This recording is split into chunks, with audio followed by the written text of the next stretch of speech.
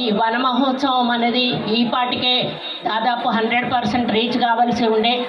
ఎందుకు అంటే మనకు ఎల్లినో ప్రభావం వలన వర్షాలు సరిగా లేక కొంత అడ్వాన్స్గా కూడా వర్షాలు పడి మళ్ళీ అనుకున్న సమయంలో వర్షాలు రాకపోవడం వలన పెట్టిన మొక్కలు మరి బతుకుతాయో లేవో అనేటువంటి ఒక అనుమానంతో మేము వన మహోత్సవ కార్యక్రమాన్ని మరి పెద్ద ఎత్తున తీసుకోలేదు. మరి ఈ మధ్యలో కొంత వర్షాలు పడడం స్టార్ట్ అయినాయి కాబట్టి మరి సెప్టెంబర్ నెలాఖరు వరకు కానీ లేకపోతే సెప్టెంబర్ తర్వాత ఒక 1 వీక్ వరకు కూడా మనం పెట్టే అవకాశం ఉంటుంది. కాబట్టి ఇప్పుడు పెడితేనే కొంత వాటిని మనం రక్షించుకోగలుగుతాం అనేటువంటి ఒక ఆలోచనతోటి టార్గెట్ను కూడా రీచ్ అయ్యేదానికి కొంత ప్రయత్నం కూడా జరుగుతుంది అనేటువంటి ఆలోచనతోటి ఈరోజు ఈ కార్యక్రమాన్ని చేపట్టడం జరిగింది. ఈరోజు దాదాపు ఒక 10% మొక్కలను, అంటే ఇచ్చిన టార్గెట్లో 10% మొక్కలనైనా కూడా నాటాలి అని చెప్పి మరి కలెక్టర్లకు, డిఎఫ్ఓలకు, సిసిఎఫ్ వాళ్ళందరికీ కూడా, డిపార్ట్మెంట్ వాళ్ళకి కూడా ఆదేశాలు ఇవ్వడం జరిగింది. దాంట్లో భాగంగా ఈ రంగశాయపేట మరి junior college plus degree college ఆవరణలో మొక్కలు నాటడం ఈరోజు మేము ప్రారంభించడం జరిగింది. ఈ రోజు నుంచి కూడా ఈ కార్యక్రమాన్ని కొనసాగిస్తూ కేవలం స్కూళ్ళల్లోనే కాదు, ప్రభుత్వ ఆఫీసులలో, అదేవిధంగా గవర్నమెంట్ స్కూల్స్లలో, ప్రైవేట్ స్కూల్స్లలో, అదేవిధంగా ఇండ్లల్లో, ఈ విధంగా అన్ని చోట్ల కూడా మొక్కలను నాటేటువంటి కార్యక్రమాన్ని మరి విస్తృతంగా ప్రచారం చేసి ప్రతి ఇంటికి ఒక మొక్కనైనా కూడా పెట్టించేటువంటి కార్యక్రమం చేయాలని చెప్పి మేము ఆదేశించడం జరిగింది. మేము ప్రజలకు కూడా పిలుపునిస్తూ ఉన్నాము. ఎందుకనంటే మనం చూస్తూ ఉన్నాము రోజు రోజు గ్లోబల్ వార్మింగ్ వల్ల నిజంగా ఈరోజు వర్షాలు పడడం లేదు అంటే పచ్చదనం లేక కూడా ఈరోజు మనం కొంత నష్టపోతూ ఉన్నాము.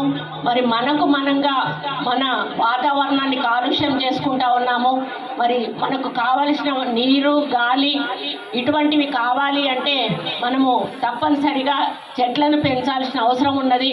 మరి పెంచడమే కాదు, కొట్టేయకుండా కూడా చూసుకోవాల్సిన బాధ్యత ఉన్నది. ఒక మనిషి ఒక మొక్కను పెట్టితే ఎంత అంటే ఆయనకు ఒక మొక్కను పెంచిండు అని పేరు వస్తుందో, కొట్టకుండా ఆపితే కూడా అదే పేరు వస్తుంది. పెద్ద ఎత్తున ఇంటింటికి ఒక చెట్టును పంచే కార్యక్రమం చేయాలి. కలెక్టర్ గారికి కూడా విజ్ఞప్తి చేస్తూ ఉన్నా, హార్టికల్చర్ వాళ్ళని కూడా ఇందులో ఇన్వాల్వ్ చేయండి. ఇళ్లలోకి కొంతమంది పండ్ల చెట్లు అట్లాంటివి అడుగుతూ ఉంటారు, అవి కూడా ఇప్పించే ప్రయత్నం చేయండి అని మా సిసిఎఫ్ గారికి, కలెక్టర్ గారికి కూడా విజ్ఞప్తి చేస్తూ ఉన్నాను. మరి రెవెన్యూ ప్లాంటేషన్ కూడా చేయాల్సిన అవసరం ఉన్నది. ప్రతి స్కూల్లో కూడా మరి ఇటువంటి మొక్కలు, అవసరమైన మొక్కలు, నీడనిచ్చే మొక్కలను మరి నాటుకోవాల్సిన అవసరం ఉన్నది. కాబట్టి మన జిల్లా మరి ఇక్కడ చాలా కొంచెం వెనుకబడి ఉన్నాం. ఎందుకంటే వర్షం లేదు, 40% మైనస్లో ఉన్నామని ఇప్పుడే కలెక్టర్ గారు చెప్తా ఉన్నారు. కానీ మనము ఇంట్లో పెట్టుకున్న వాటికైతే నీళ్లు పోసుకోవచ్చు, ఆఫీసులో పెట్టుకున్న వాటికి నీళ్లు పోసుకోవచ్చు, స్కూళ్ళల్లో పెట్టుకున్న వాటికి నీళ్లు పోసుకోవచ్చు. ఎందుకంటే వాటికి వర్షంతో అవసరం లేదు. అవెన్యూ ప్లాంటేషన్కు కూడా మనం కంపల్సరీ నీళ్లు పోస్తాము. మరి అది ఏదో ఒక పద్ధతిలో ఫారెస్ట్ డిపార్ట్మెంట్ వాళ్ళు వాటిని కూడా కాపాడుకోవాల్సిన బాధ్యత ఉంది. మరి డిఎఫ్ఓ గారు మీరు కూడా జియో ట్యాగింగ్ విషయంలో చాలా సీరియస్గా తీసుకొని ఫాలో అప్ చేస్తూ మరి మీరే నోడల్ ఆఫీసర్గా వీటిని చూడాల్సిన బాధ్యత మీ మీద ఉంది.